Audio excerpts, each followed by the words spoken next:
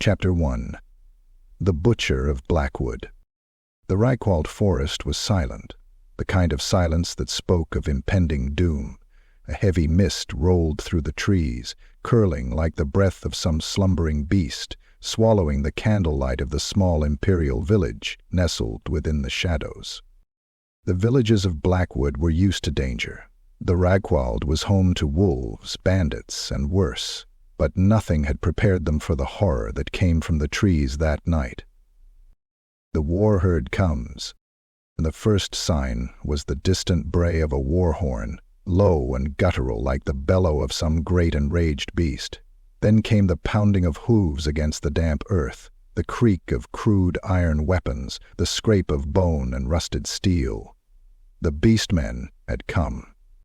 Leading them was Gorvak the Bloodhorn, a towering monstrosity of muscle and rage, his bestial form adorned with the scars of countless battles. His horns, thick and jagged like the roots of an ancient tree, gleamed in the moonlight. His armor was a patchwork of scavenged steel and flayed human hides, his massive cleaver axe slick with the dried blood of past victims. Gorvak raised his axe high, his deep, snarling voice cutting through the still air. "Tear them apart, burn it all." A chorus of roars and brays erupted from the Warherd as they thundered forward, a wave of twisted flesh and raw savagery descending upon the village like an avalanche of death. The slaughter begins. The first to die was the watchman. The poor wretch barely had time to cry out before a bestiger drove a rusted spear through his gut, lifting him off the ground like a sack of grain before tossing him aside. His body hit the cobblestones with a wet thud, blood pooling beneath him. The beastmen crashed through the wooden palisade like it was paper, splintering logs and trampling defenders beneath their hooves. They flooded the village in a tide of muscle, fur, and flashing steel. Screams erupted from the homes as doors were torn from their hinges, the inhabitants dragged into the night. A woman fled, clutching a crying child to her chest, only to be cut down by a snarling gore, its crude axe biting into her spine with a sickening crunch. Her child, barely old enough to understand, wailed in terror as another beast scooped it up in clawed hands. The sound of its tiny skull cracking against a wall was lost in the cacophony of battle. A burly villager, armed with a pitchfork, lunged at one of the raiders in desperation. The beast laughed, a guttural, mocking sound, before slamming a heavy hoof into the man's chest, breaking ribs and sending him sprawling. Before he could even scream, a jagged blade was driven through his throat, pinning him to the ground like an insect. Fires ignited, spreading like the chaos that gripped the village. Thatch roofs burst into flames, painting the night in hues of orange and crimson. The stench of burning flesh filled the air as villagers were herded into the center of the settlement, their fate already sealed. The Bloodhorn unleashed. Gorvak waded through the carnage like a god of destruction, his cleaver axe hacking through men, women, and livestock alike. A militia captain, clad in ill-fitting chainmail, foolishly rushed him with a longsword. Gorvak barely acknowledged the attempt, catching the blade in his massive clawed hand.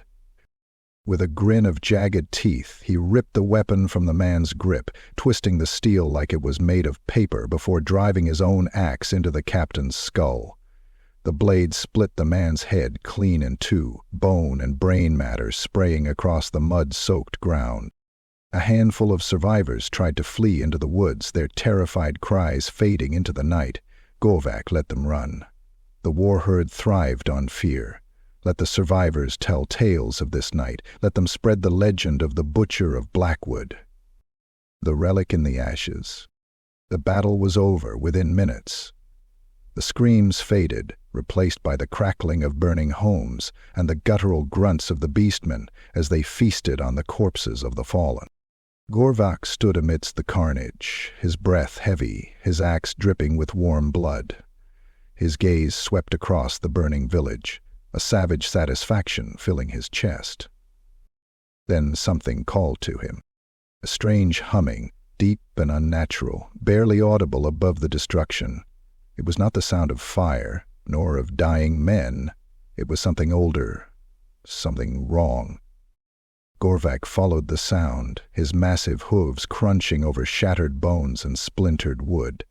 He approached the ruins of what had once been a small temple, its Sigmarite statues defaced and broken, its altar split in two. And there, half buried in the wreckage, was the relic. A jagged chaos amulet pulsing with an eerie violet glow, its surface inscribed with writhing runes that seemed to shift when he wasn't looking directly at them. The metal was black, darker than night itself, and hummed with power. Gorvak reached out, massive fingers closing around the relic. The moment he touched it, a shockwave of searing pain lanced through his body, his muscles locking up as if gripped by an unseen force. His vision blurred, 1,000 images flashing before his mind, chaotic landscapes, twisted beasts, a great, ever-changing eye staring into his soul. His heart pounded, his blood felt like fire, his horns ached as if they were growing, warping, changing. Then, as suddenly as it had begun, the pain stopped. Gorvak staggered back, panting, steam rising from his body. He looked at the amulet in his palm, its glow now brighter, as if it had awakened. He felt stronger, more alive than ever before. But something deep inside him whispered, something ancient and foul, promising power beyond imagining.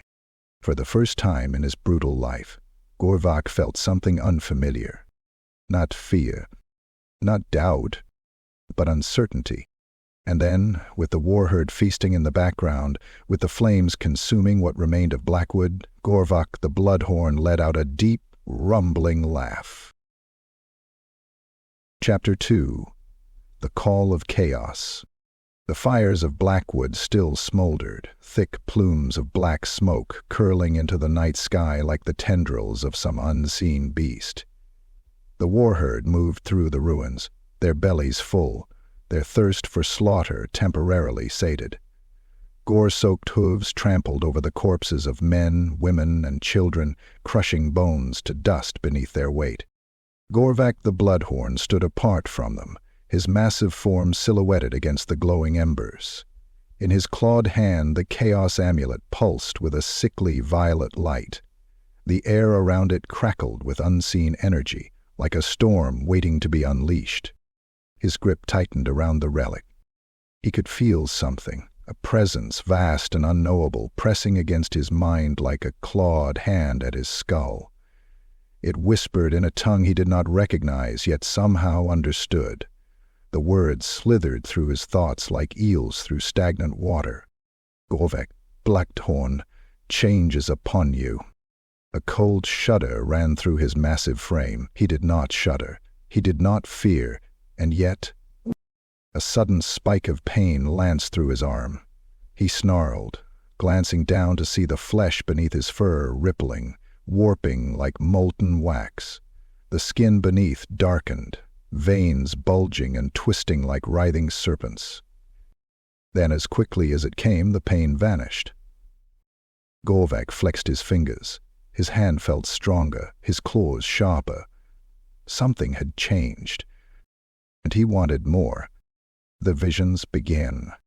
That night, as the Warherd feasted and roared in drunken bloodlust, Gorvak sat alone at the shattered temple ruins. His axe rested beside him, but his focus was elsewhere. The amulet lay in his palm, its glow dim, almost waiting. Sleep did not come easily to one such as him, but when it did, it came like a hammer to the skull. His mind split open, and the world fell away. Gorvak stood in a void of shifting colors, swirling like oil upon water. The sky above was an endless vortex of ever-changing eyes, each one staring directly into his soul. The ground beneath his hooves cracked, reshaped, and became something else with every step. He turned and saw himself, but wrong. The thing that mirrored him was grotesquely warped. Its horns were longer, jagged, curling into spirals. Its flesh was constantly shifting, bulging in places, receding in others, as though it could not decide what form it wished to take. Its eyes were pits of shifting fire. And when it spoke, it was with his own voice but layered with 1,000 others. "You are not yet whole." The thing lunged forward, its hands sinking into his chest, tearing through bone and sinew like wet parchment.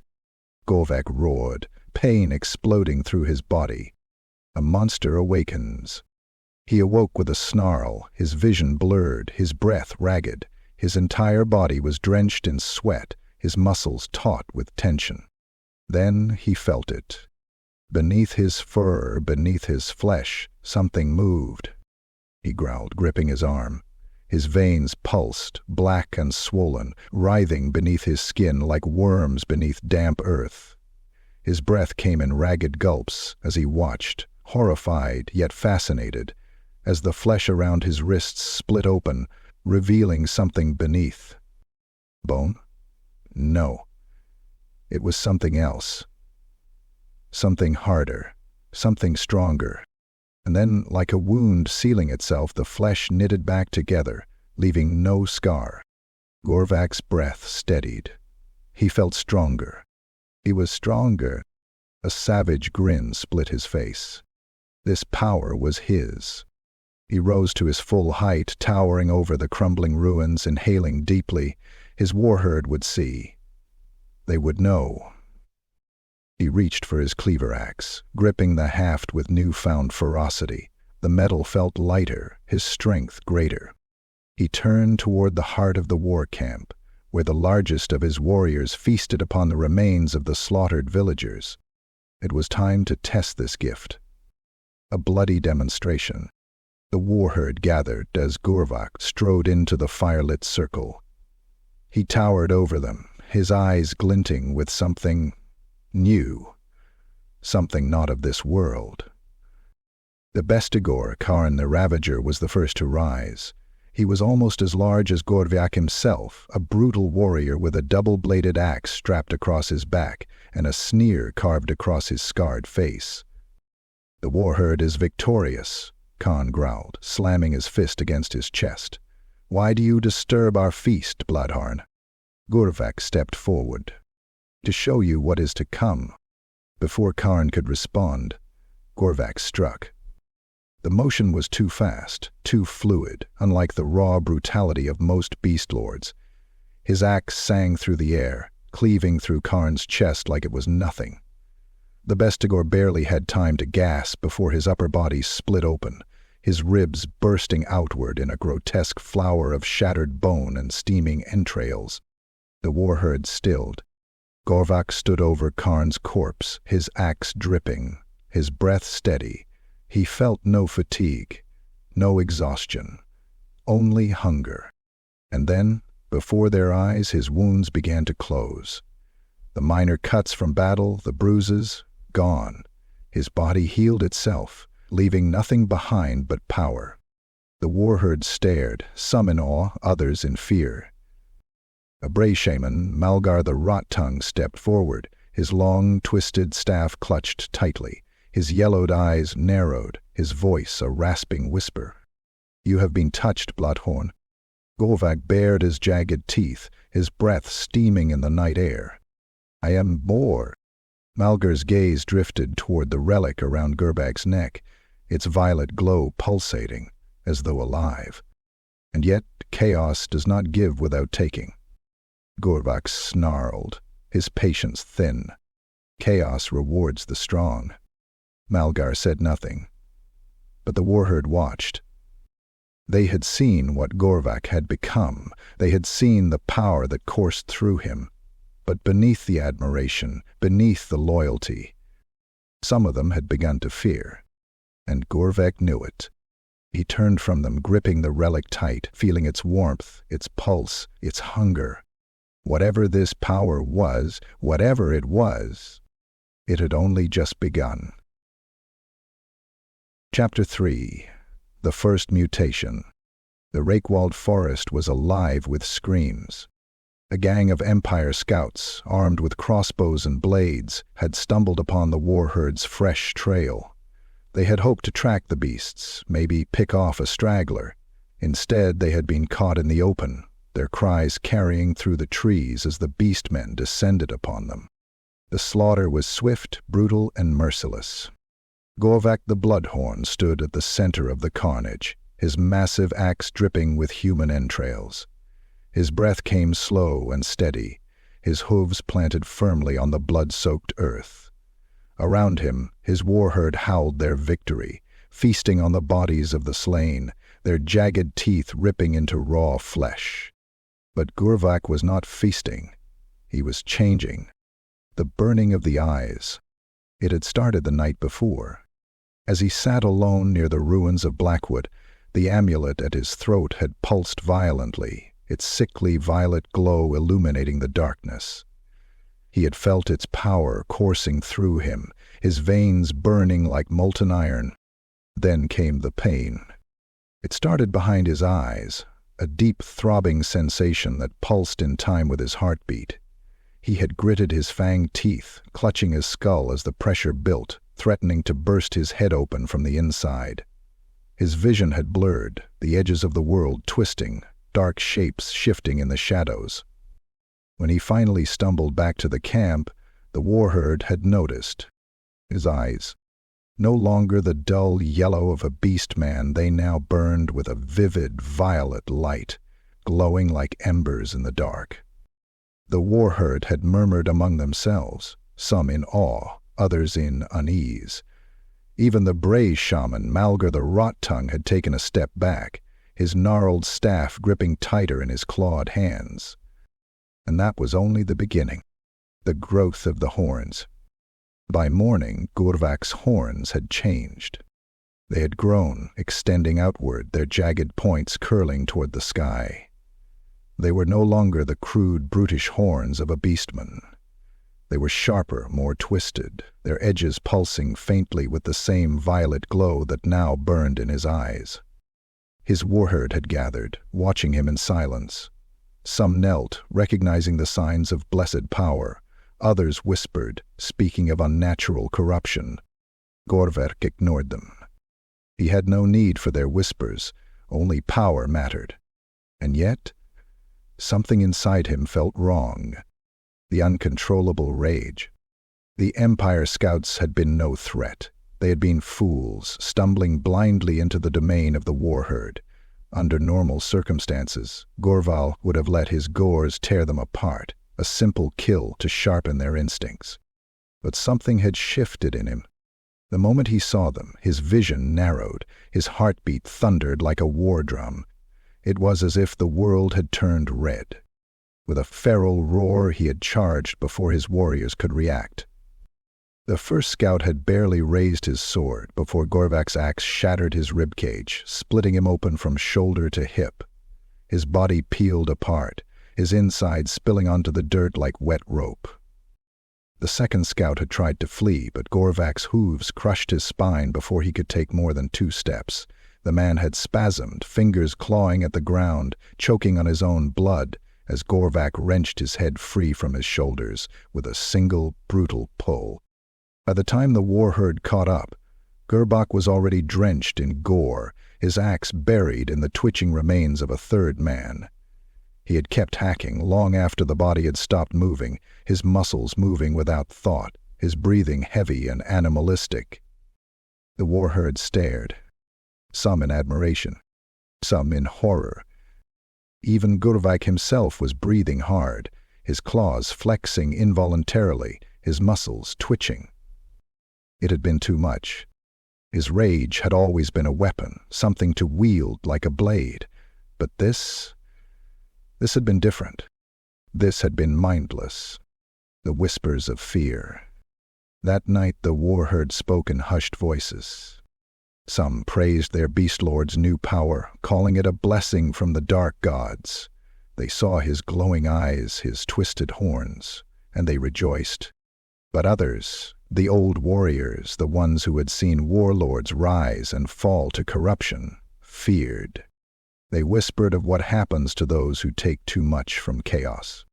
how their minds unravel, how their bodies twist beyond recognition, how they become something less than a Beastlord, something mindless, something weak.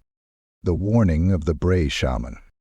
Malgar the Rot-Tongue approached him at midnight, stepping into the dim glow of the war camp's dying fires. The Bray shaman's voice was low, careful. "You change, Bloodhorn." Gorvak narrowed his glowing eyes, his clawed hand tightening around the chaos amulet. "I grow stronger." Malgar studied him for a long moment, his expression unreadable. Then he spoke, voice hushed. "Strength is not always the same as control." Gorvak's fists clenched. He could hear the fear in Malgar's voice, not fear of him, but of what he might become, of what chaos might turn him into. He growled low, his breath steaming in the night air. "I am Gorvak Bloodhorn. I do not break. I do not bow." Malgar hesitated. Then, with a knowing glance, he stepped back into the shadows. Gorvak stood alone, his breath heavy, the weight of the chaos amulet burning against his chest. He knew the Warherd was watching him. He knew some of them doubted. But he did not care. All he cared about was power. And if chaos demanded a price, then he would pay it, no matter the cost. Chapter 4. The Runes of Madness. The Whispering Dark. The night was thick with the stench of blood and burnt flesh. The Warherd rested amid the ruins of another imperial hamlet, their bellies full, their thirst for slaughter momentarily sated. Smoke coiled in the cold air, rising from the charred remains of houses, their structures blackened and crumbling, their inhabitants long dead. But Gorvak the Bloodhorn did not sleep. He stood alone on the outskirts of the war camp, his massive frame illuminated by the flickering glow of dying embers. The chaos amulet at his throat pulsed with an eerie violet light, its glow reflecting in his burning eyes. He could hear it now, the whispers. They slithered through his mind like writhing maggots, hissing secrets in a language he did not fully understand. His grip tightened around the amulet, his clawed fingers twitching, his breath coming slow and ragged. It spoke of change. It spoke of power. And deep inside, something shifted. The shaman's warning. A rasping voice broke through the silence. "You are cursed, Bloodhorn." Gorvak turned his burning gaze toward the figure stepping out from the shadows. Malgar the Rot-Tongue. The Bray shaman was ancient, his body gnarled and twisted with mutations gifted by the dark gods. His robes were stitched together from flayed human flesh, inscribed with sacrilegious symbols, and his staff, a crooked bone wrapped in chains of teeth and sinew, clicked against the ground as he approached. His eyes, milky and clouded, stared at Gorvak with something that resembled, not fear, but concern. "You bear a burden that is not your own," Malgar muttered, his forked tongue flickering between cracked lips. "That relic is not of the Horn God's will. It is something older, something worse." Gorvak's lip curled, his claws flexing involuntarily. "It is power," he growled. "It has made me stronger. My wounds heal in moments. My strikes are faster. My rage is greater." Malgar narrowed his eyes, stepping closer. "And what of your mind, Bloodhorn?" he whispered.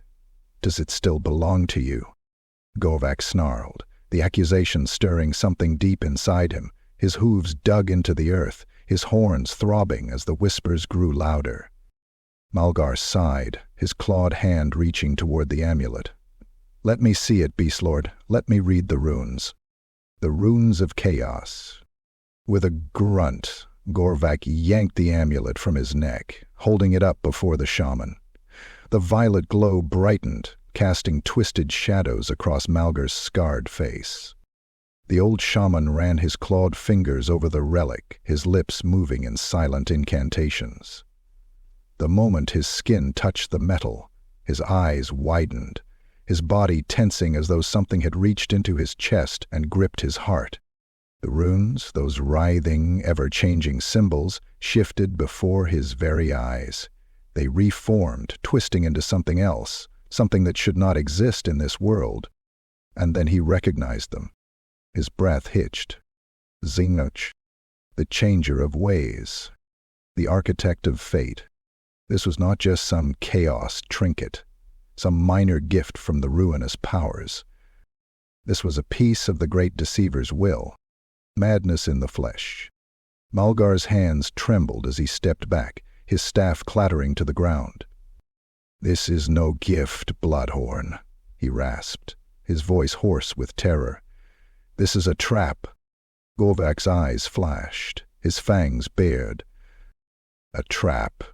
He took a menacing step forward, his voice low, dangerous. "It has made me strong, shaman. I crushed Karn like an insect. I have torn apart my enemies like beasts of the hunt. My warherd follows me in awe. You dare call this a trap?" Malgar raised a shaking hand, pointing at Gorvak's chest. "Look at yourself, Bloodhorn," he snarled. "You are changing, but not into something greater.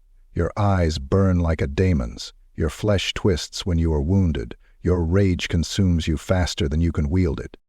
Gorvak hesitated.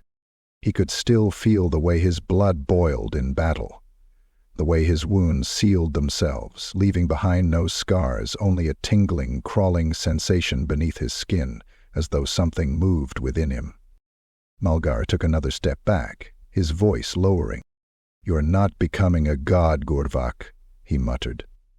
"You are becoming something else, something unnatural, something unfit to rule the warherd." The words were dangerous, and Gorvak knew it. The Beastlord's wrath. With a snarl of fury, Gorvak lunged forward, his massive hand closing around Malgar's throat. The old shaman choked, his clawed fingers scraping at Gorvak's iron grip, his staff kicking up dust as it fell from his grasp. The warherd turned to watch, their feasting interrupted by the violent confrontation. Some stood, others muttered, but none dared intervene. Gorvak's violet eyes burned, his rage boiling over. "You doubt me?" he growled, his voice thick with fury. "You whisper of weakness, old one? I should tear your cursed throat out where you stand." Malgar gasped, his vision blurring, but still he spoke through the pain. "I do not doubt you." He choked on his own breath, claws scraping against Gorvak's wrist. "I fear for you." For a moment the words hung in the air. Then, with a grunt, Gorvak released his grip, letting Malgar collapse to the ground, coughing violently, his chest heaving. The warherd watched in silence. Some of them had seen what Malgar had seen. Some of them agreed. Gorvak stepped away, his glowing eyes scanning his warriors. He knew the whispers would spread. He knew some of them feared him now. But he did not care. Let them fear. Let them whisper. He was Gorvak Bloodhorn.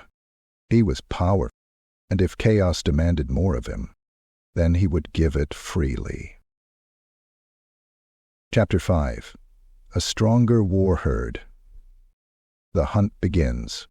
The witch hunters of the Empire had come for vengeance.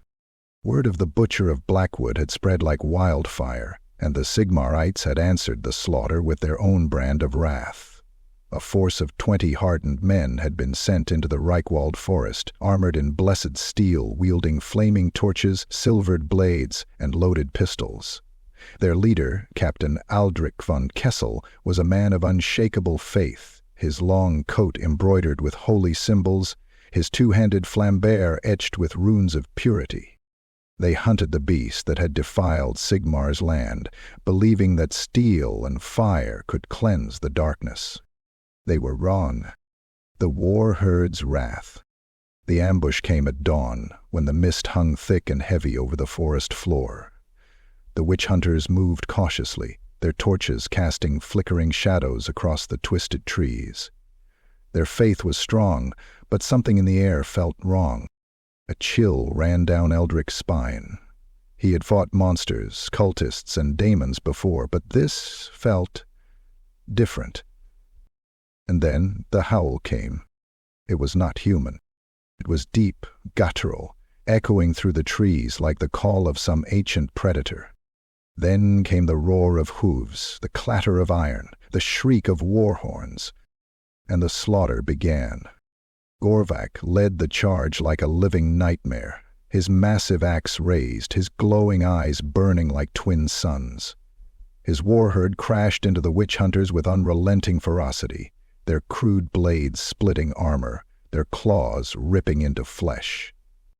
Aldrich barely had time to shout a warning before Gorvak was upon them. The first witch hunter tried to block the attack. His blade shattered on impact. Gorvak's axe tore through his torso, cleaving him in two from shoulder to hip. His entrails spilled onto the dirt in a steaming heap.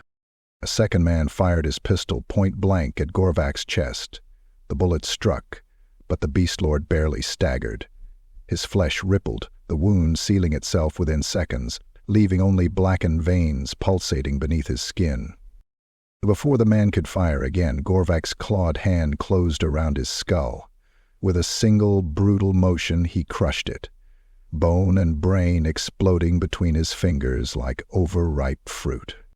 All around him, the warherd butchered the hunters, their savage weapons hacking through limbs, spines snapping beneath hooves, the once proud witch hunters reduced to screaming wretches in the dirt. Aldrich fought desperately, his blade cutting through 1, 2, 3 beastmen, but it was not enough. He turned, pistol raised, only to see Gorvak towering above him. The last thing he saw was the gleam of violet eyes. Then the axe fell, and his world turned to red. The desecration of Sigmar's shrine. By nightfall, the Sigmarite shrine stood in ruin. The stone altar, once a place of prayer, now served as a grotesque display. The impaled bodies of the witch hunters adorned the shrine, their skewered corpses twisting in the wind, their lifeless faces frozen in silent screams. Blood painted the stone walls, dripping onto the sacred carvings of Sigmar's hammer. Mocking symbols had been smeared in gore, twisting the holy site into a monument of carnage. The Bray shamans danced in the blood, their guttural chants praising the dark gods, their claws carving profane sigils into the flesh of the fallen. Gorvak watched from the shadows, his chest rising and falling, his hands twitching involuntarily. The victory was absolute. And yet, something felt wrong. The corruption spreads. As the warherd feasted on the dead, Gorvak stumbled away, his breath coming in ragged gasps. His skin crawled, his muscles pulsed, his bones ached, as if something inside him was shifting.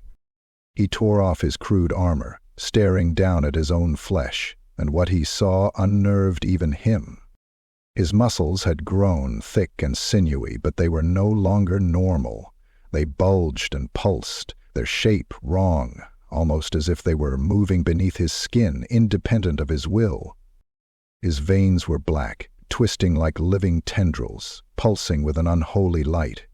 His claws had lengthened, growing sharper, curving slightly, almost avian in shape. His horns, they were longer now, more twisted, curling back like the antlers of some nightmarish creature, their edges dripping with a faint violet mist. And his mind, it was fracturing. The fractured mind.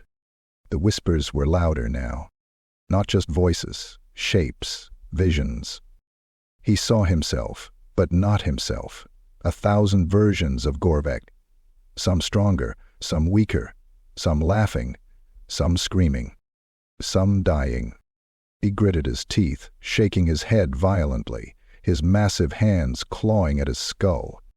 No, his own voice reverberated, splitting into multiple tones, as if he was not alone in his own body. He stumbled forward, his hooves kicking up dust, his vision flickering between reality and nightmare. The warherd was watching him now. Some of the Bestigors whispered among themselves, their yellowed eyes narrowing. They had seen the changes. They had felt the unease. Their Beastlord was powerful, but his body was not his own anymore. He was becoming something else. something that may not be meant to lead them. The unspoken fear. As Gorvak stood, chest heaving, he turned his burning gaze upon them, and for the first time, he saw it. Doubt. Not from all. Some still worshipped him, still saw his mutations as a blessing. But others feared. They whispered of those who took too much from chaos, of those who were gifted beyond reason, their minds unraveling, their bodies twisting into something less than a Beastlord, something mindless, something weak. Gorvak clenched his fists, his claws digging into his own flesh, violet blood dripping from the wounds. Let them doubt. Let them fear. They would see soon enough.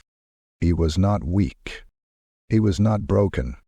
He was Gorvak Bloodhorn, and he would tear the world apart before he let them see him fall.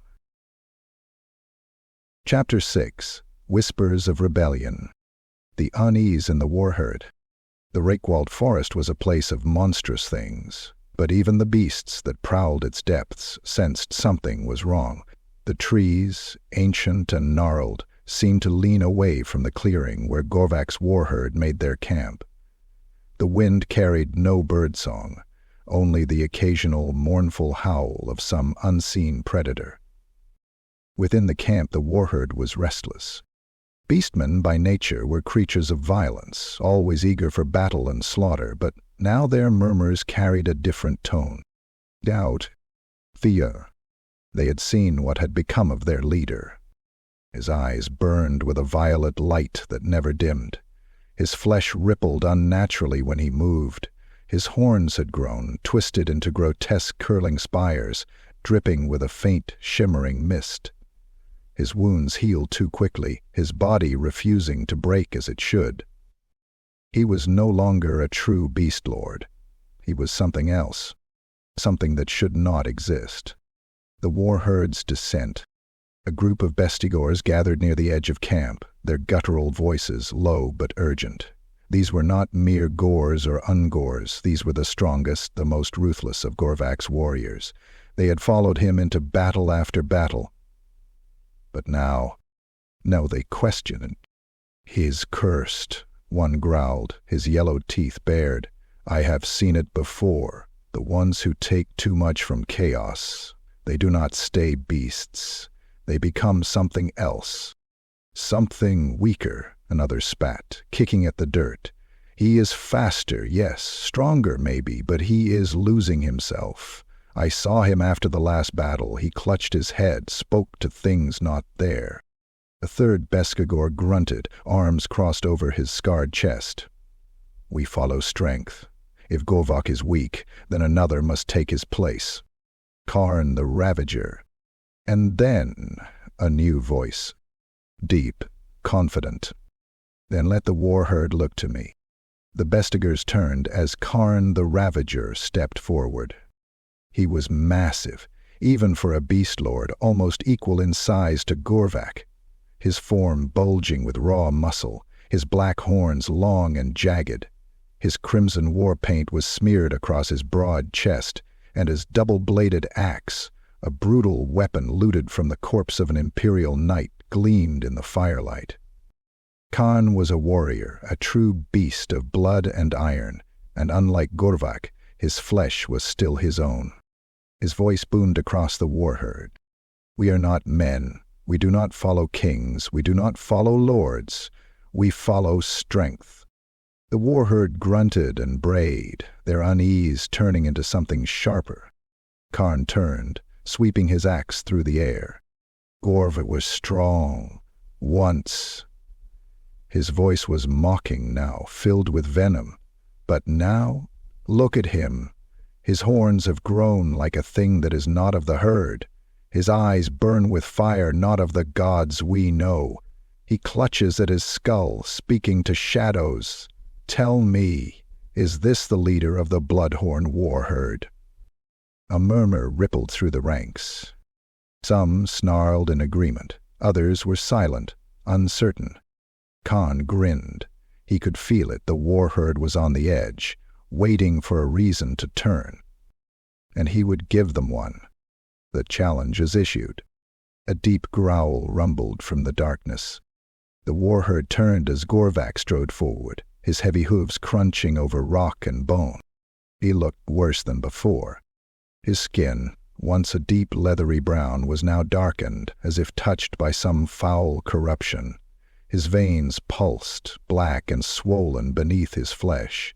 His fingers twitched, his claws flexing involuntarily, and his eyes, those glowing violet orbs, burned like demon fire. He stopped before Karn, standing face to face with the challenger. The air was thick with tension. Karn sneered. "You hear them whisper, Bloodhorn. They doubt you, they fear you, and he spread his massive arms, cracking his neck. I do not bow to something that does not know itself." A deep rumble escaped Gorvak's throat.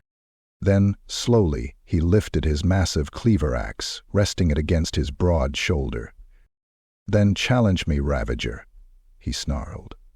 "If you think me weak, then rip the title from my corpse." Karn's grin widened, and the warherd erupted into howls of bloodlust. The challenge had been given. Now there would be war. The duel of blood and bone. The warherd formed a wide circle, torches casting long shadows across the clearing. Gorvak and Karn faced one another, weapons raised. The challenge was simple, a battle to the death. No words, no politics. Only strength would decide who ruled. The moment the horn sounded, Karn lunged forward, his axe whistling through the air. Gorvak parried, his cleaver meeting steel with a ringing clash. The force of the blow sent sparks flying, both warriors snarling as they pushed against each other. Karn was brutal, his strikes fast and heavy, his movements precise. He had killed many to reach this point, and he fought with the ruthlessness of a true Beastlord. But Gorvak was not the same warrior he had once been. His body moved unnaturally, his speed greater, his strength monstrous.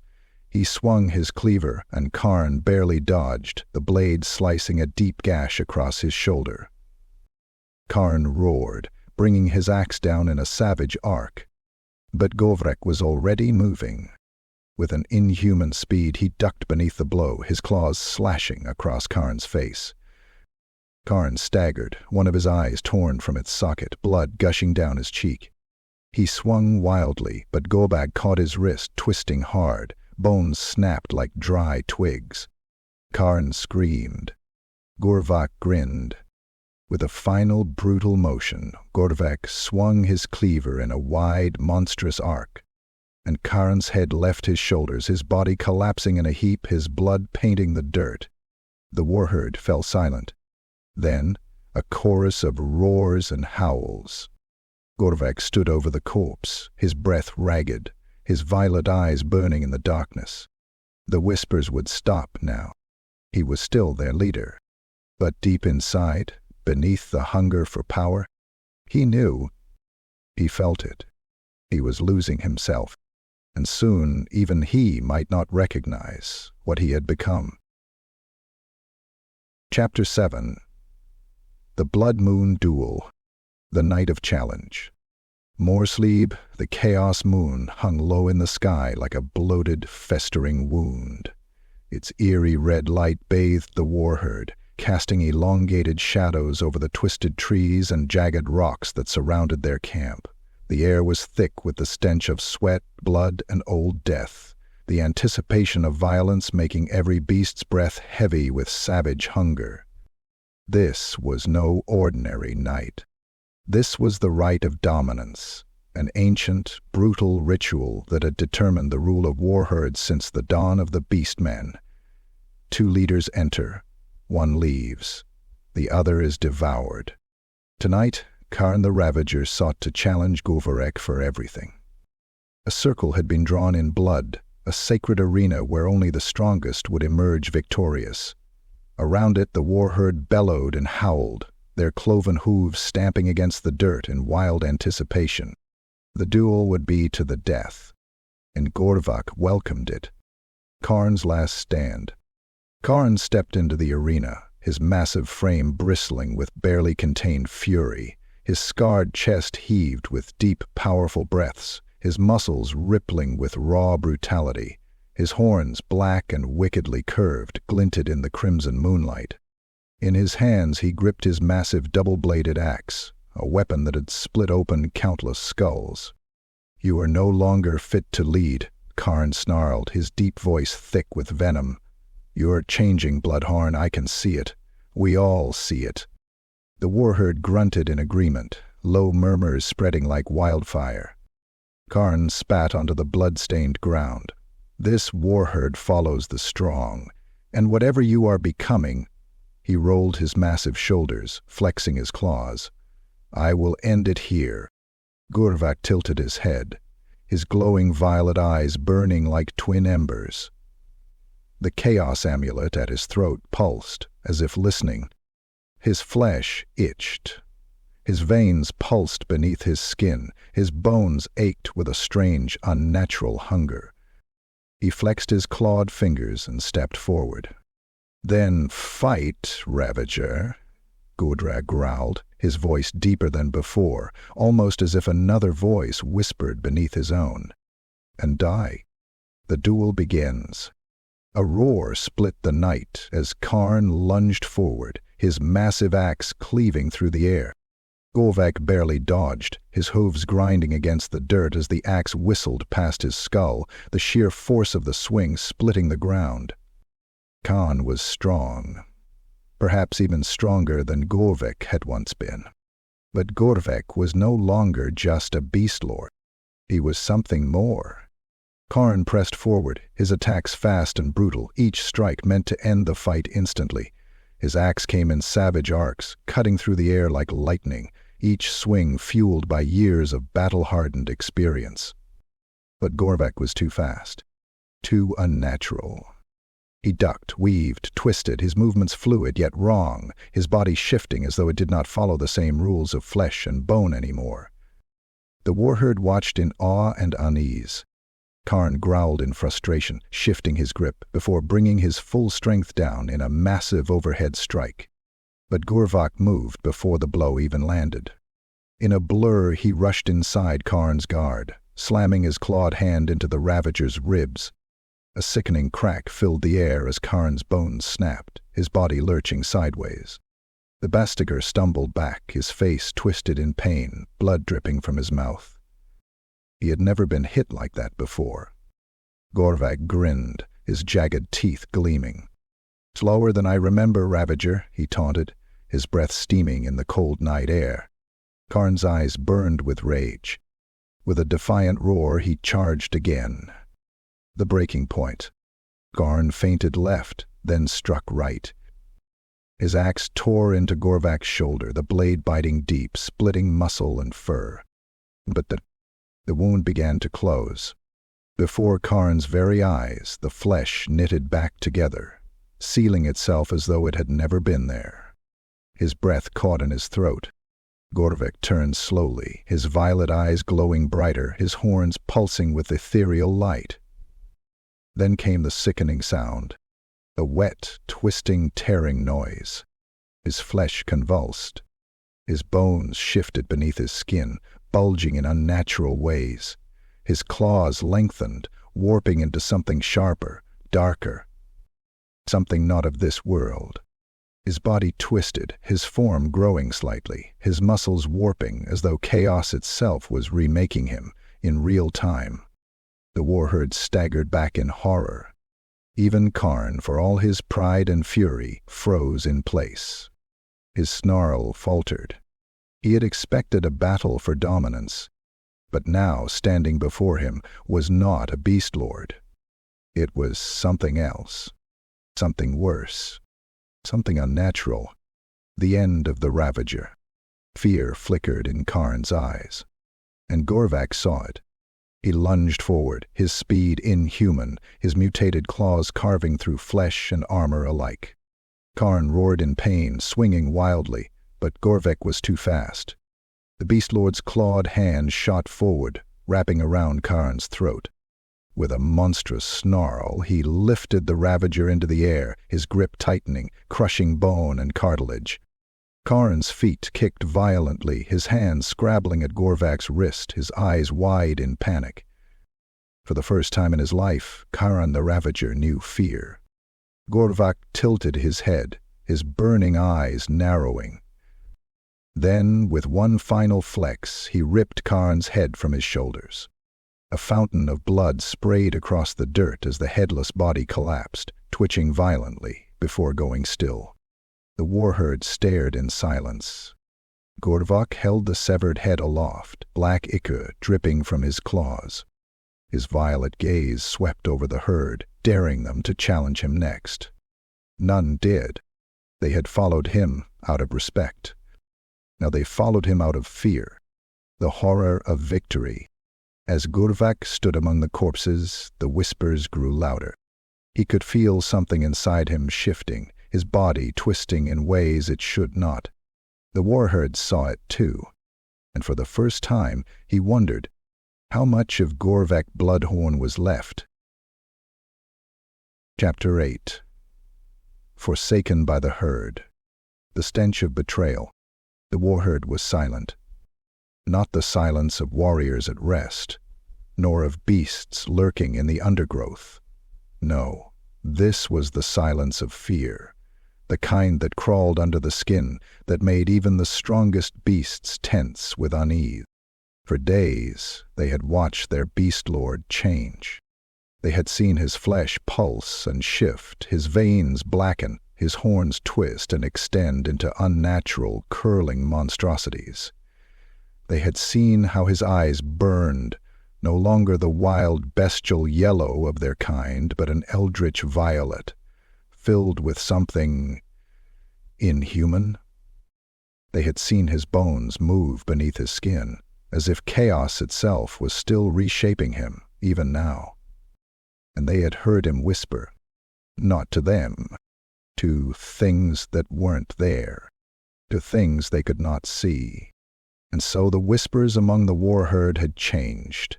No longer did they speak of strength and victory. Now they spoke of weakness, of corruption, of a leader who no longer belonged to the herd. The shaman's decision, Malgar the Rot-Tongue had been the first to see it coming. He had warned Gorvak, had told him that chaos was a gift with a price that would eventually demand everything. And now the Warherd looked to Malgar, as they once had to Gorvak. The Bray shaman stood among a gathering of bestigers and warriors, their voices low and grim. They had all seen the duel with Karn, had seen Gorvak's body twist mid-fight, had seen his wounds heal too quickly, had seen the way his form was no longer stable. He was no longer their Beastlord. He was a thing, and a thing could not lead.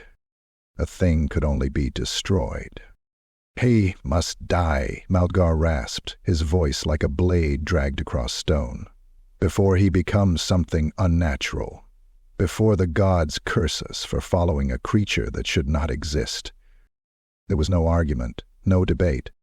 They would strike tonight, and Gorvak Bloodhorn would die.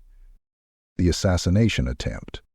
The fires burned low, casting the war camp in deep, writhing shadows. Gorvak sat alone at the edge of the clearing, his back to the flickering embers, his massive axe propped against his shoulder. He had not slept in days. Not because he couldn't, but because he didn't trust sleep anymore. The whispers had grown louder. They filled his mind, telling him of things to come, of things unseen, of plots and treachery. And so, when he heard the lightest rustle of movement, his eyes opened instantly. And he smelled them. They had come.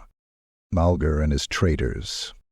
8 bestigors, moving through the dark like hunters, their crude weapons gripped tightly, their breath low and steady. Malgar stood at the back, whispering dark incantations, the runes on his gnarled staff glowing faintly. They thought Gorvak was asleep. They thought they would end him here in the dark like a wounded animal. They were wrong. Gorvak did not move.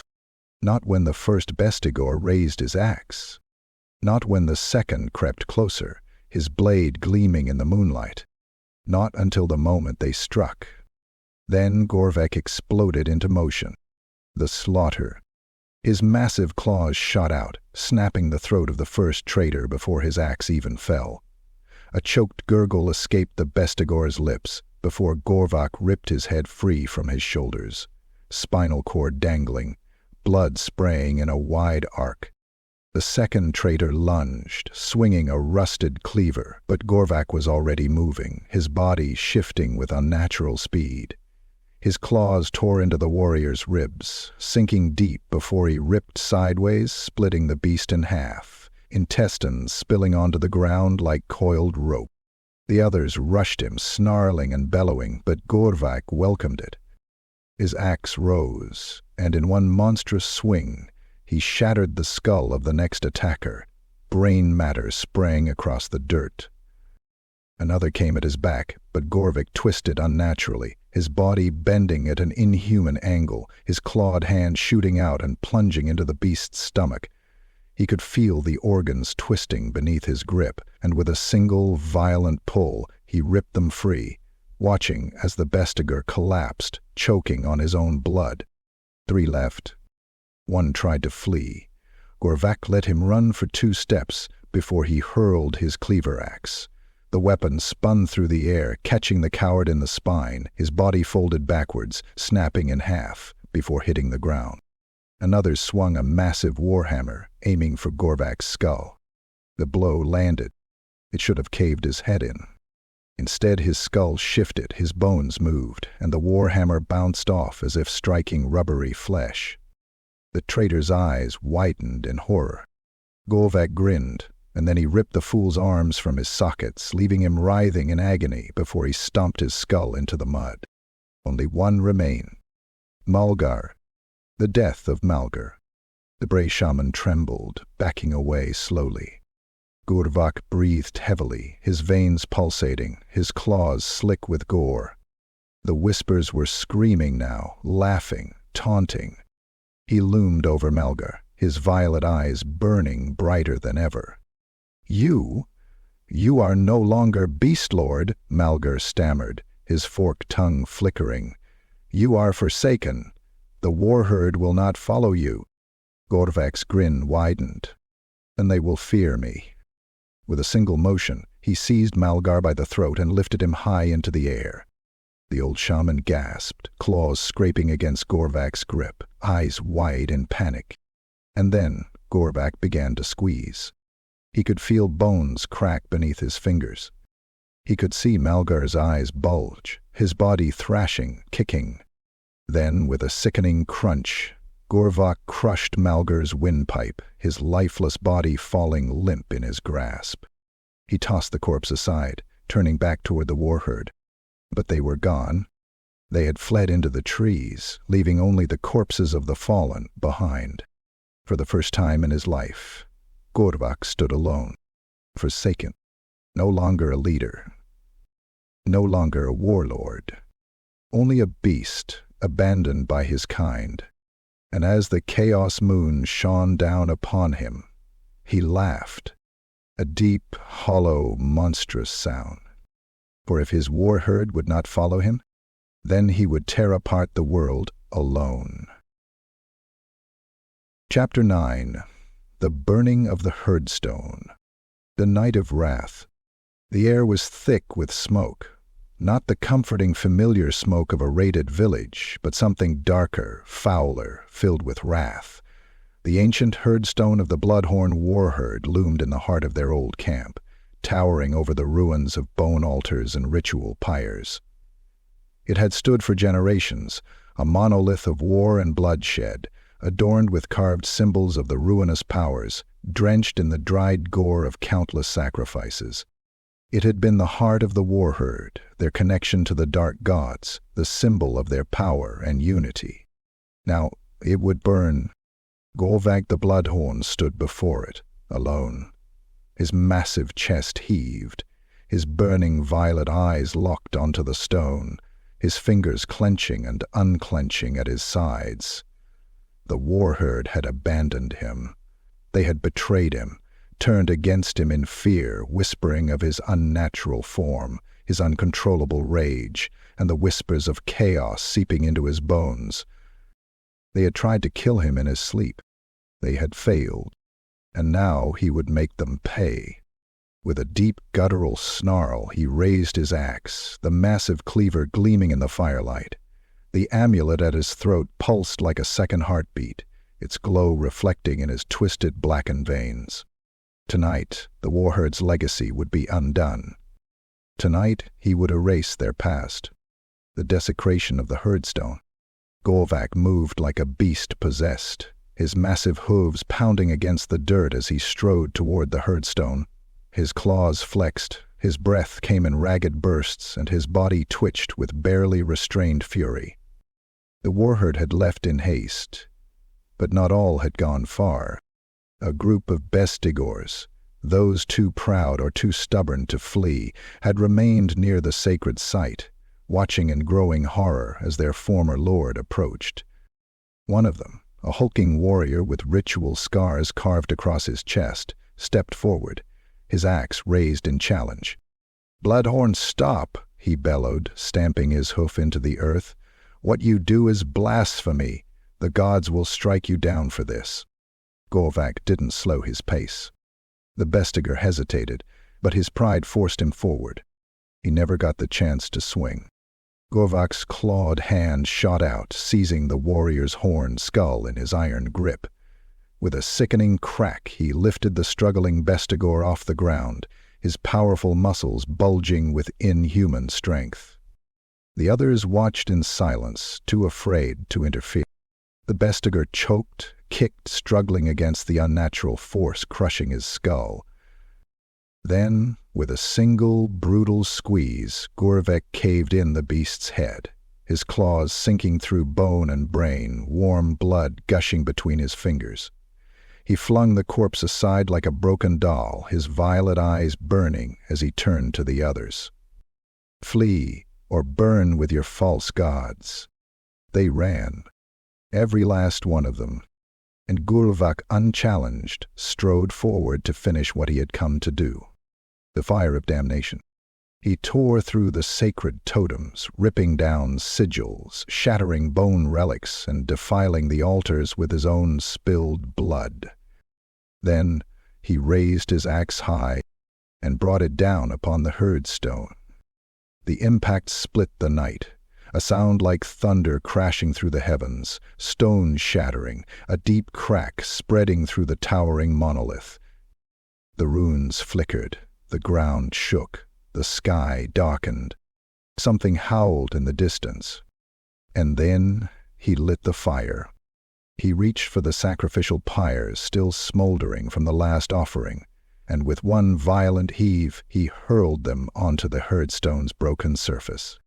The flames caught immediately, racing up the cracks, licking at the carved sigils of the gods, defiling them with their chaotic, unnatural glow. The herdstone burned. It was unthinkable. An act of heresy so vile that no Beastlord in history had dared attempt it.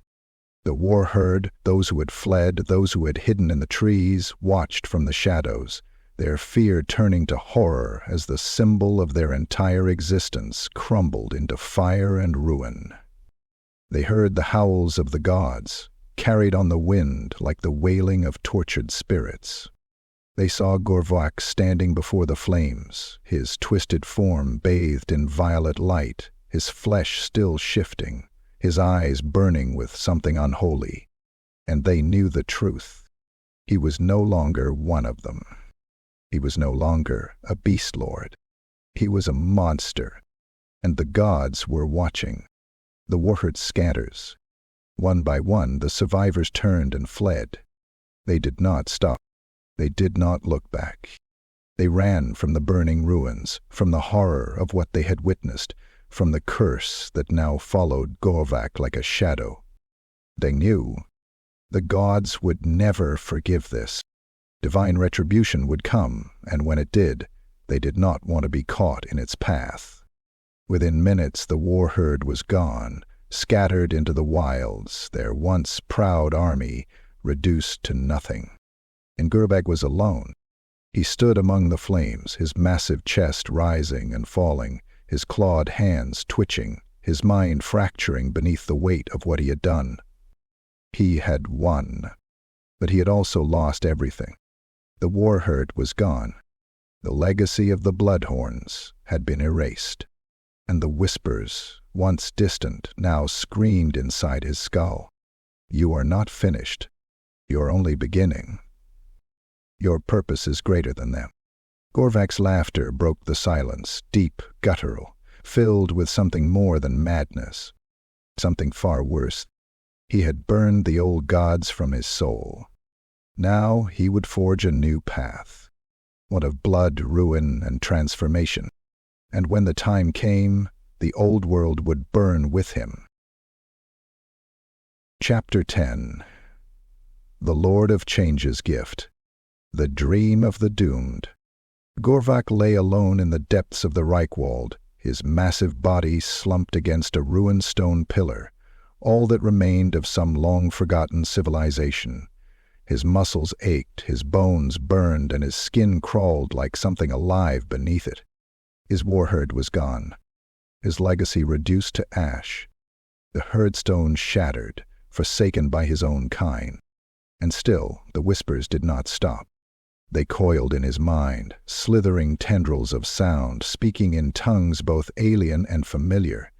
They filled his skull with knowledge, with promises, with impossible truths that no beastman should ever understand. And then, as his body succumbed to exhaustion, sleep took him. And the dream began. The realm of change. Gorvak stood in a place that was not real, a world of swirling colors and shifting horrors, where the ground melted and reformed, where the sky was a great, shifting eye, staring into the very core of his being.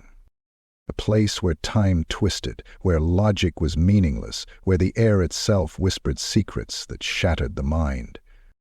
Before him loomed a monstrous figure, its towering form ever-changing, shifting between flesh and mist, between beast and sorcerer, between nightmare and reality. A demon of Tzeentch, a lord of change. Its eyes, all 1,000 of them, turned toward Gorvak, and it spoke. Gorvak Bloodhorn, you stand upon the precipice of greatness. Its voice was not one voice, but many, overlapping and echoing into eternity, as though the very air carried its words into the past and future at once. Gorvak snarled, gripping his cleaver axe, though he knew it would do nothing here. I do not kneel, he growled, his violet eyes burning. The diamond laughed, a sound that was not a laugh, but a twisting of reality, as if the very concept of laughter was being unmade and reassembled into something new. You already have. Gorvak froze, and the demon's many eyes widened in delight. Do you not see? Do you not feel it crawling beneath your skin, the whispers in your mind, the gifts of change? Gorvak growled, but deep inside he knew it was true. He could feel it still, the warping of his flesh, the unnatural movements of his bones, the visions that no beastman should have ever glimpsed. He had already stepped upon the path, and now the choice would be made for him.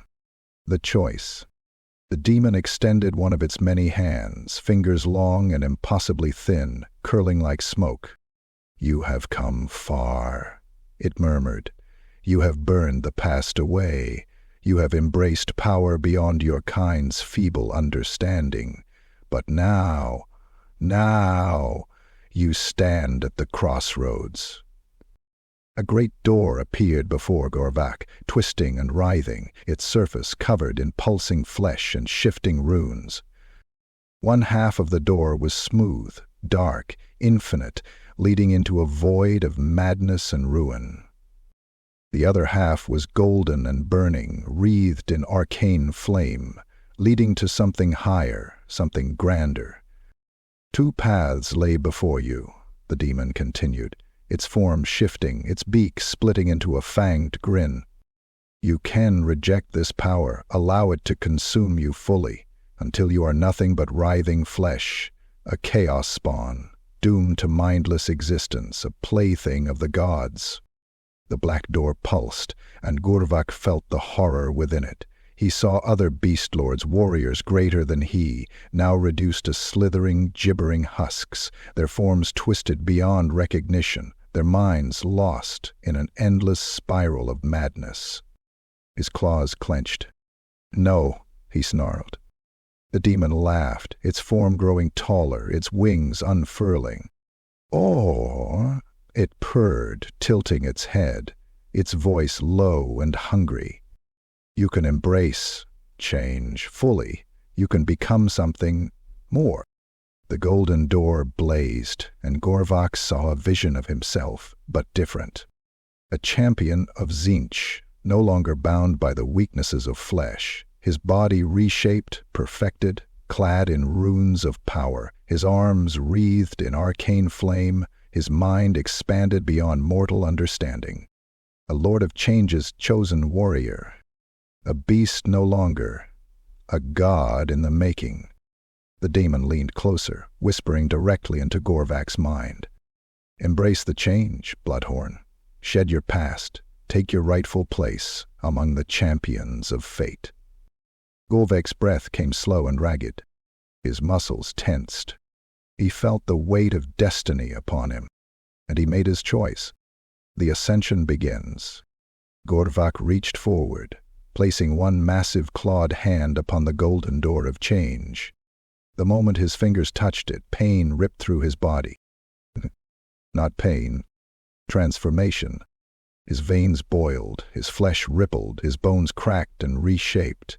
His horns lengthened further, curling into perfect spirals, glowing with unholy energy. His claws darkened, extending into talons of obsidian wreathed in arcane fire. His fur darkened, shifting from matted brown to shimmering violet, covered in twisting living runes.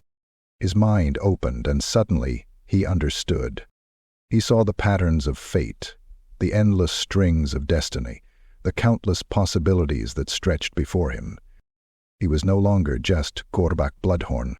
He was something greater, something terrible, something divine. The awakening. When Gorvak's eyes snapped open, the Reichwald was silent. The sky had darkened, the stars above now twisting in strange constellations, marking the birth of something new. He rose to his full height, feeling the power course through him, feeling the whispers in his mind become clear voices, guiding him, commanding him forward. He was no longer a Beastlord. He was no longer a mere beast. He was a champion at Tzeentch now, a harbinger of change, a vessel of the architect's will, and the world would tremble before him. This was only the beginning. Chapter 11. The Great Hunt. The Hunger for Power. The Reichwald forest trembled beneath Gorvak's hoofs.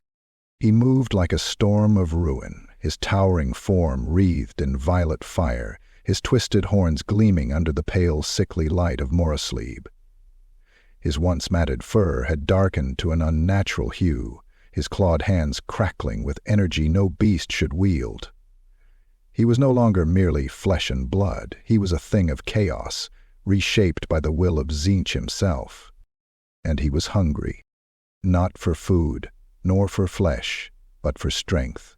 His mind was fracturing, the whispers in his skull multiplying, some his own voice, others not. He could no longer tell which thoughts were his and which belonged to something else. But it did not matter. He had been forsaken by his own kind, and now he would consume them. The first kill. He found his first prey by the ruins of an abandoned human settlement, where a rival Warherd had made their filthy lair.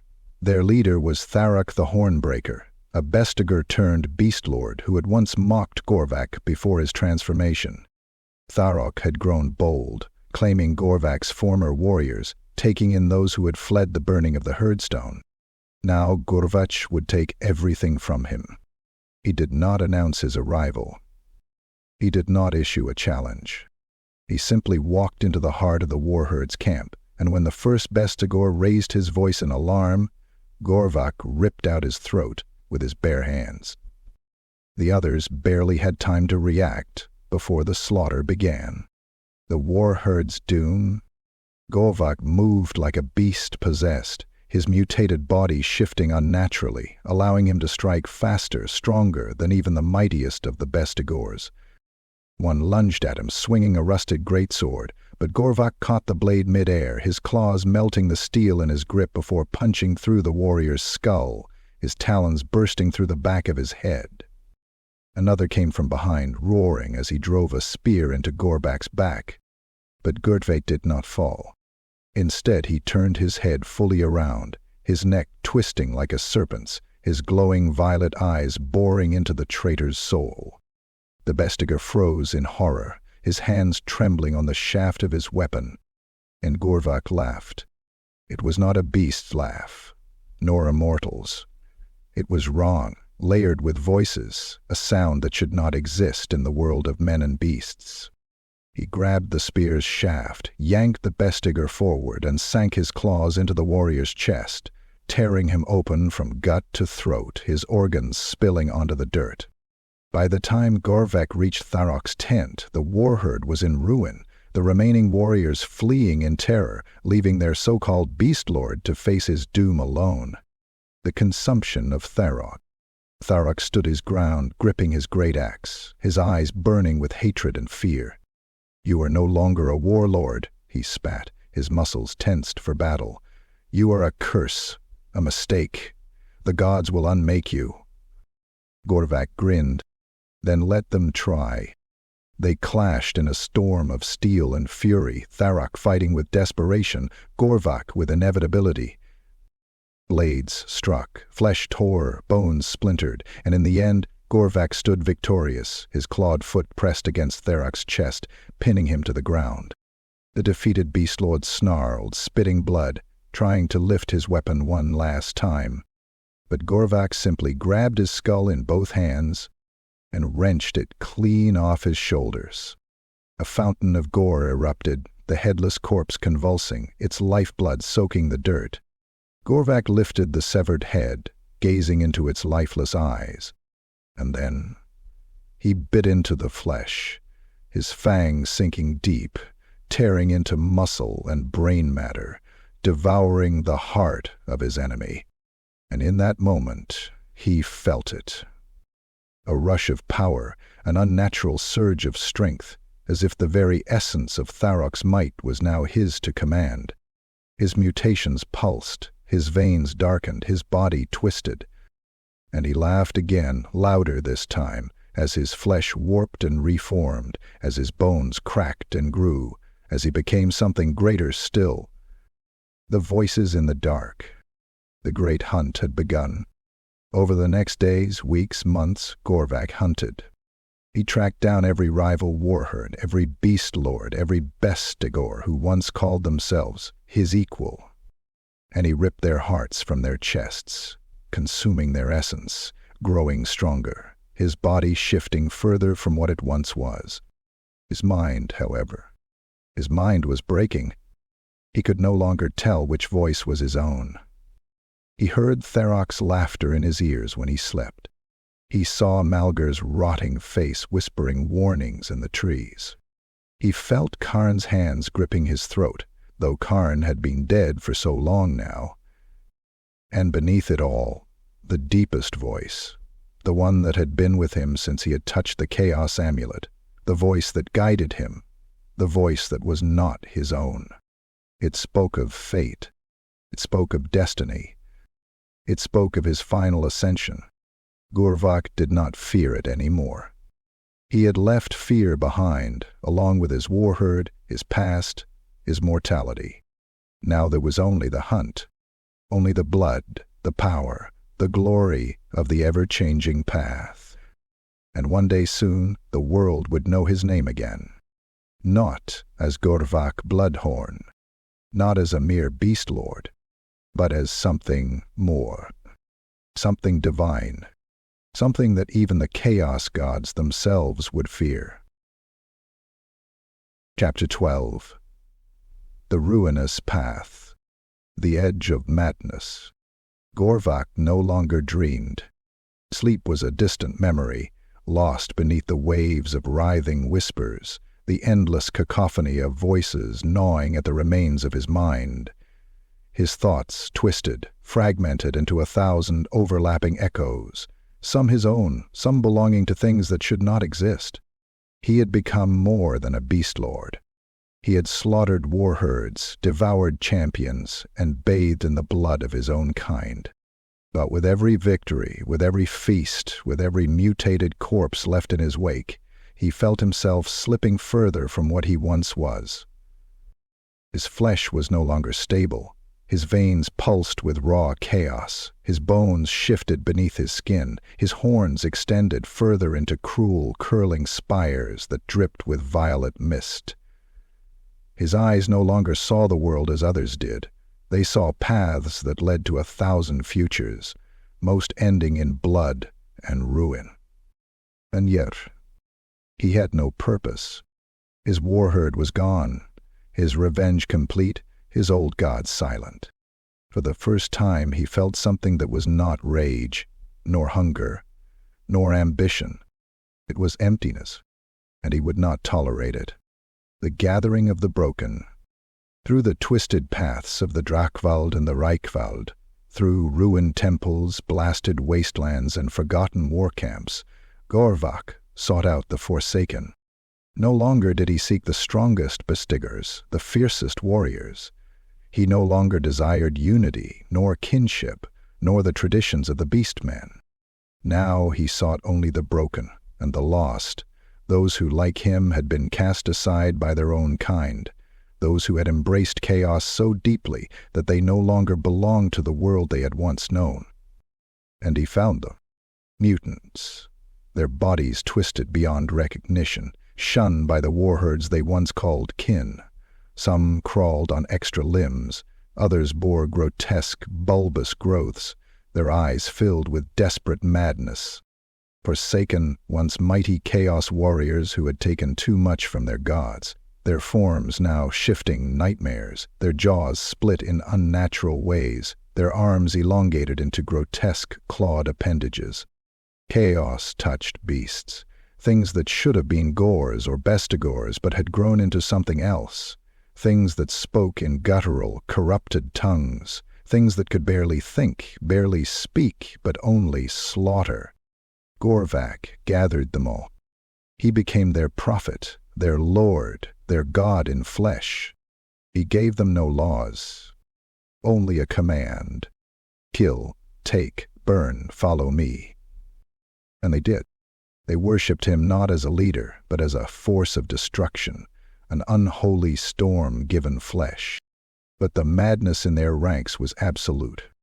And as the horde grew, as their numbers swelled, so too did their violence. The doom of the warherd.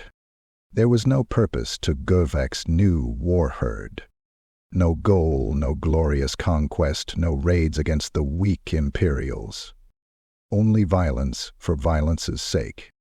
And without a purpose, without a guiding will, the horde began to tear itself apart. The Forsaken fought among themselves, their minds too shattered to obey, their bodies twisted and mutated mid-battle, some collapsing into writhing masses of flesh, others devouring each other in a frenzy of madness.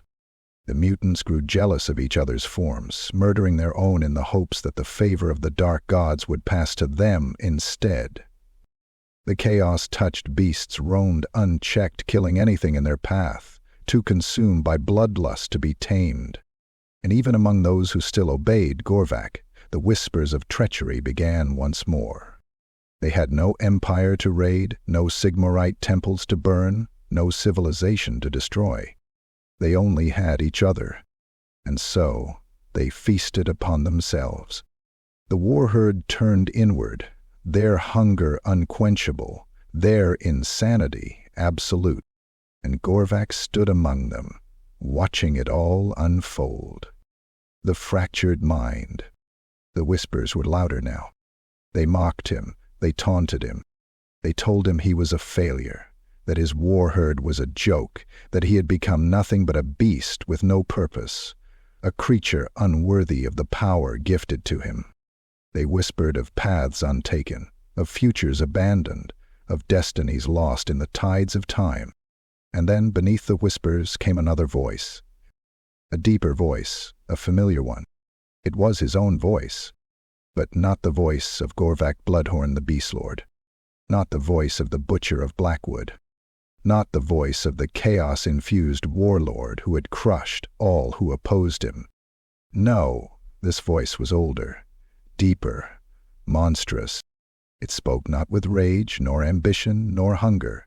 It spoke with certainty. You were never meant to rule.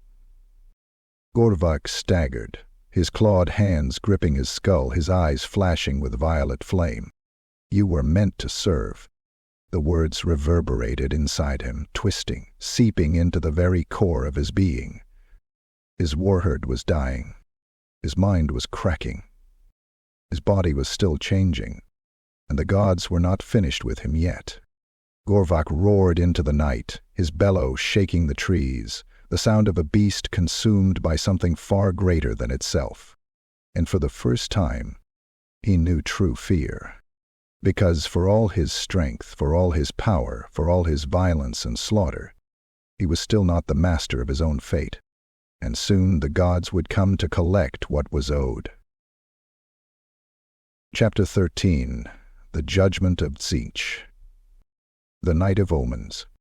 The sky bled colors that had no name. Morsalib hung bloated and swollen, its unnatural glow casting the battlefield in an eerie, shifting light. The winds howled with whispers of prophecy, carrying the scent of blood, fire, and something else, something far older. Gorvak stood at the center of his warped warherd, his violet eyes burning, his twisted horns dripping with dark mist, his claws flexing involuntarily.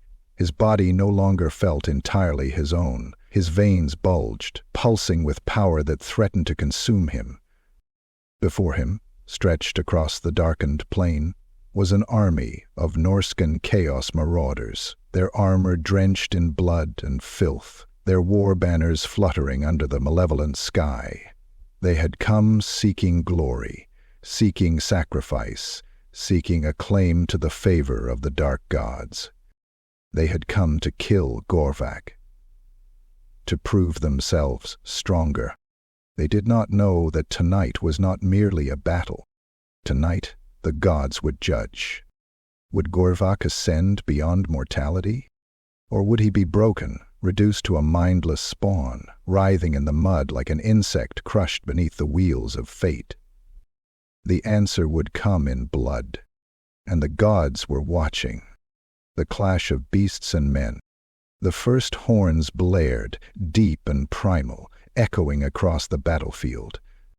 The marauders charged, a wall of muscle, steel, and fury, their war cries ringing through the night. Axes gleamed, blades howled, and in moments they were upon the warherd. Gorvak let them come. He could feel his body shifting, his bones twisting, his flesh warping, as if the gods were reshaping him even now. The whispers in his mind screamed, some calling for violence, others for submission, others simply laughing, reveling in his madness. Then, with a deafening roar, Gorvak surged forward. The first marauder to meet him did not even have time to scream before Gorvak's clawed hand ripped through his throat, tearing it out in one savage pull. Blood sprayed in an arc, splattering across the dirt. Another came, swinging a great sword with all his might. Gorvak caught the blade in one hand, his claws melting the steel on contact, before he drove his fist through the man's ribcage, shattering bone and spine, leaving the body twitching in the mud. More came, and Gorvak became a storm of ruin. His mutated strength tore through flesh and armor, his claws severing limbs, his horns impaling warriors like skewered cattle. He waded through the battlefield like a god of slaughter, his laughter turning inhuman, his body shifting and reforming mid-fight, as if chaos itself had yet to decide what he was supposed to be. The warherd fought beside him. But they were no longer the warriors they once were. They were mutants, forsaken, creatures of madness and ruin, their flesh boiling and twisting as they fought, some of them collapsing into mindless heaps of writhing limbs, others transforming mid-scream into horrors beyond comprehension. This was no ordinary battle. This was a trial, and the gods were watching. The rift in the sky. Then, the heavens split open. A great rip in reality itself tore through the sky, a wound of churning colors, of impossible shapes, of eyes that stared into eternity. From within, figures descended, not of this world, not of flesh, but of something greater. Demons. A host of Tzeentch chosen, their avian forms twisting, their claws glimmering with arcane fire, their voices speaking in 1,000 tongues at once.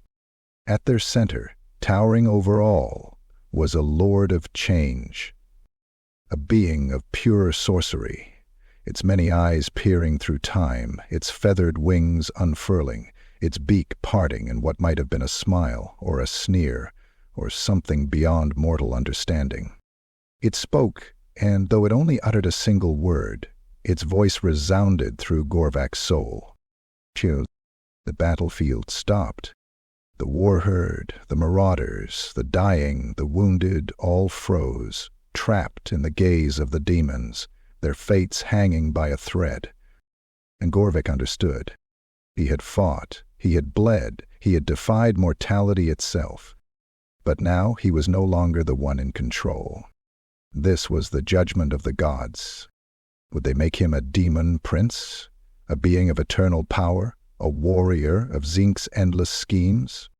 Or would they curse him, reduce him to a mindless chaos spawn, his body twisting beyond recognition, his mind shattered into nothingness? The choice was no longer his to make. It belonged to them. The final transformation. Pain exploded through Gorvak's body. His flesh burned, his veins turned to rivers of fire, his bones snapped and reformed again and again. His lungs filled with something cold, something ancient, something that whispered of fates beyond his comprehension. His vision blurred, his claws twitched, his horns cracked, his voice became 1,000 voices at once. And then, he screamed. The battlefield vanished. The sky collapsed into chaos, and Gorvak was no longer on the mortal plane. He was somewhere else, somewhere where the gods held the strings of fate in their hands, somewhere where his future would be decided. Would he rise as a Daemon Prince, a warlord of chaos for all eternity? Or would he be cast down into mindless madness, a writhing, gibbering creature, nothing more than a reminder of what happens to those who fly too close to the flame? The answer was coming, and nothing could stop it now.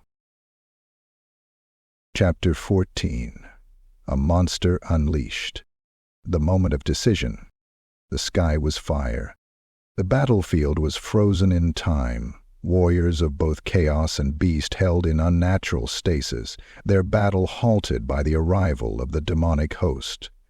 The presence of Tzeentch's emissaries had brought the world to a standstill, reality itself shifting and warping beneath their gaze. At the center of it all stood Gorvak, his massive frame trembling, his mutated claws flexing, his horns dripping with the ichor of countless enemies. His violet eyes burned brighter than ever, the energy within him swelling to a breaking point. Above him, the Lord of Change watched, its shifting form pulsing with power, its many eyes blinking in unnatural sequence. It had given him a choice: descent or perish. Gorvak did not kneel. He did not beg for godhood, nor did he cry out in fear. He simply laughed, a deep, inhuman sound, layered with madness and hunger, the sound of a beast that had passed the threshold of sanity. And then he embraced the change. The transformation begins. The moment he submitted, the pain came. His bones shattered, reforming instantly, only to break again. His muscles expanded, twisted, his veins blackened, bulging beneath his skin like serpents writhing beneath flesh. His horns cracked and grew, splitting into multiple jagged, curling spires, each one dripping with an eerie, violet mist. His clawed hands became talons, longer, darker, wreathed in arcane flame, their edges jagged and uneven, pulsing with unholy light. His torso elongated, his rib cage distorting, his spine curling unnaturally, forming new jagged ridges of bony protrusions along his back. His legs buckled, the hooves cracking apart and reforming into something else, something that no longer belonged to a beast, nor a man, but to something in between. And then came his mind. The whispers were no longer whispers. They were screams. 1,000 voices, all his own, all speaking at once, all arguing, commanding, laughing, screaming. His mind was not his own anymore, and he did not care, because he was Powell now. He was destruction incarnate, and the battle was not over yet. The slaughter of the warlords. The world snapped back into motion, time resuming its flow as Gorvak let out a roar that shattered the very air, a sound so unnatural, so monstrous, that even the hardened Chaos Marauders hesitated. And that hesitation was their doom.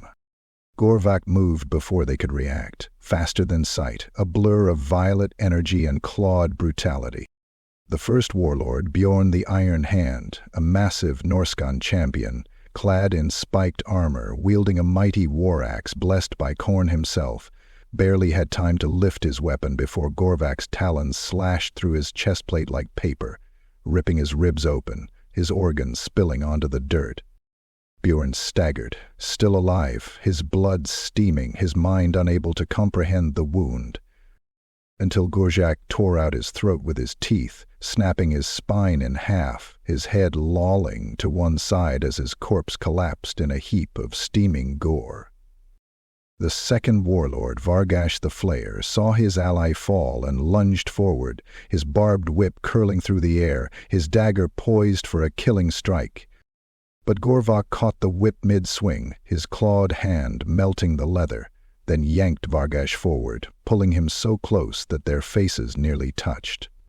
For a brief moment, Vargash saw his own reflection in Gorvash's violet eyes, and what he saw was not a beast, not a warlord, not even a creature of flesh and blood.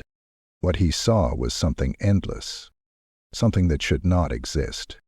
And then Gorvak shoved his entire fist into Vargash's mouth, ripping out his jaw, tearing the skin from his skull, leaving behind nothing but a gaping, twitching ruin.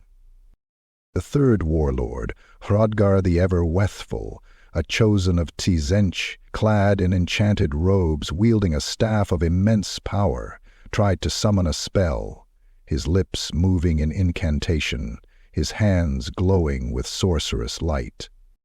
Gorvak simply raised a hand, his own aura flaring, and the magic turned back upon Hrodgar himself, twisting and warping until the sorcerer's body imploded inward, his bones snapping, his flesh folding like wet parchment, his body collapsing into a shrieking vortex of color and blood.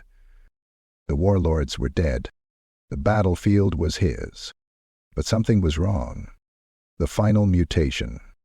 His body did not stop shifting. His veins burned hotter, his bones cracked again, his muscles pulsed and expanded beyond what should have been possible.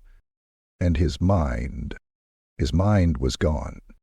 He could feel himself losing grip, his thoughts unraveling, his memories slipping through his fingers like sand. Gorvak Bloodhorn no longer existed.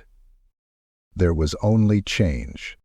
The demons watched, their many eyes blinking in unison, their voices overlapping in strange, delighted whispers. The Lord of Change spread its wings, its form bending in ways that made no sense, and it spoke. You were always meant to be more. Gorvak looked down at his hands, but they were not hands anymore. They were not claws, nor talons, nor anything of flesh and bone. They were something else entirely, something constantly shifting, something that could not be defined. He had won. He had slain his enemies. He had proven himself stronger than all of them. But in the end, he had lost himself, and the gods laughed. For now, he was no longer Beastlord, no longer Gorvak Bloodhorn. He was a force of change incarnate, a monster that would never stop shifting, never stop evolving, never stop becoming something else, forever. And as the battlefield collapsed into madness, as the world rippled and distorted, as his own body twisted beyond all recognition, Gorvak screamed. But it was no longer his voice. It was 1,000 voices, and they would never be silent again. Chapter 15. The Fate of the Bloodhorn. The silence after slaughter. The battlefield was a ruin of gore and madness. The ground once firm had been twisted by war and sorcery, its surface shifting like boiling flesh, pulsating with an eerie, unnatural rhythm. The bodies of the fallen marauders and beastmen were strewn across the land, their corpses half melted, their armor fused to their flesh, their skulls contorted in expressions of agony that had outlived their deaths. The very air was tainted, heavy with the sickly, sweet stench of burnt flesh and corrupted blood. Lightning of unnatural colors streaked across the sky, illuminating the grotesque scene with flashes of violet, blue, and crimson. And at the center of it all stood Gorvak Bloodhorn, or what remained of him.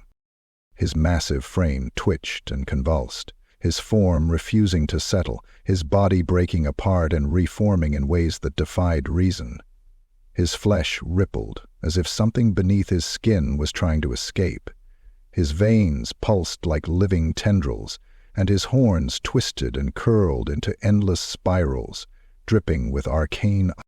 He had won, but victory meant nothing now, because this was the final test. This was judgment, the gathering of the demons. The rift in the sky had not closed. The Lord of Change hovered above, its form constantly shifting, a monstrous being of feathers, eyes, and writhing tendrils, its presence warping reality around it.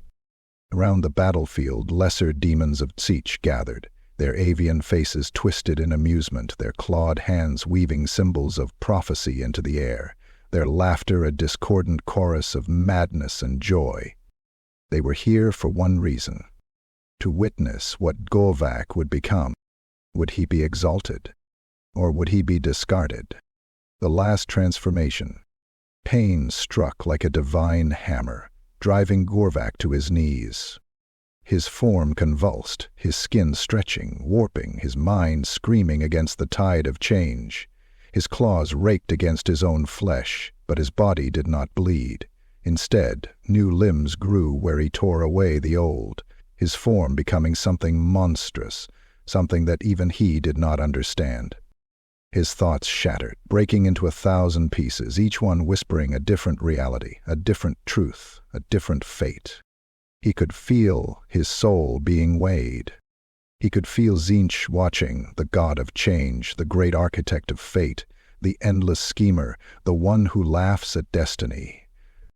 And then the demon spoke. "You have been tested, Gorvak Bloodhorn." The words did not sound.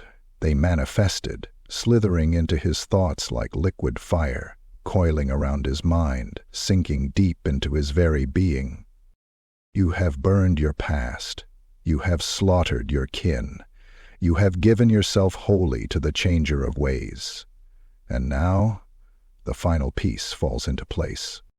The Lord of Change extended one long feathered claw, pointing toward the writhing mass of Gorvak's ever-shifting form.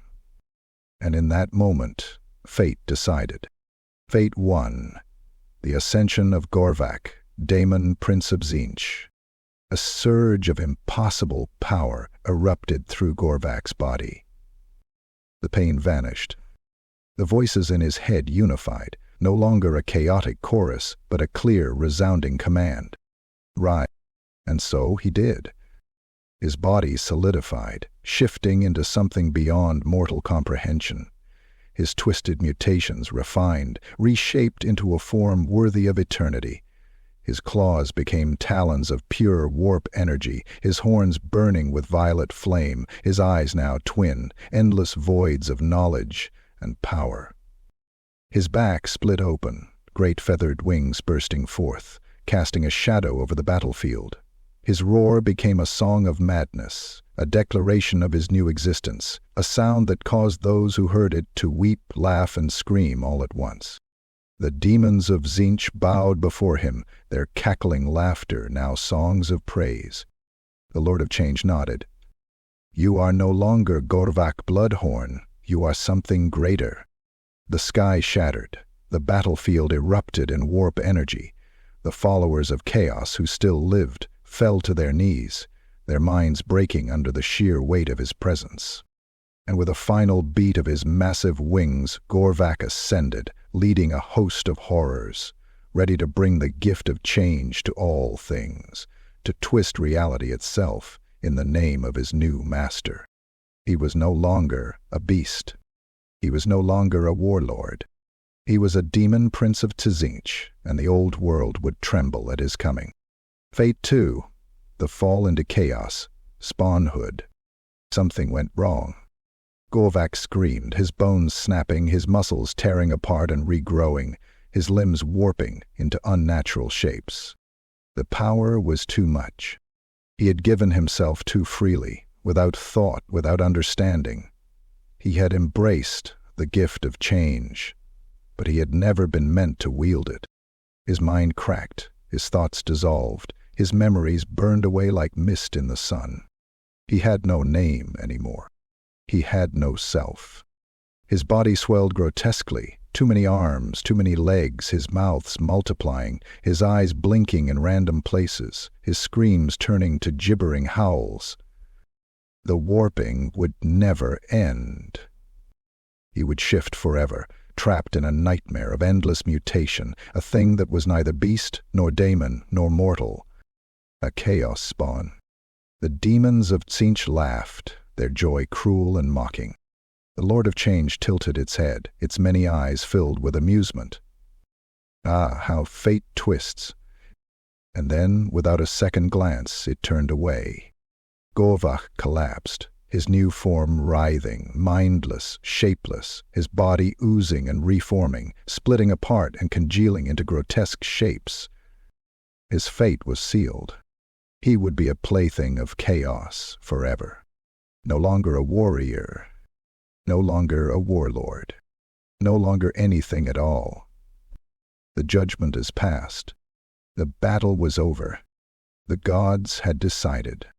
And Gorvak Bloodhorn, once the butcher of Blackwood, once the most feared Beastlord of the Rakewald, once the champion of his kind, was no more.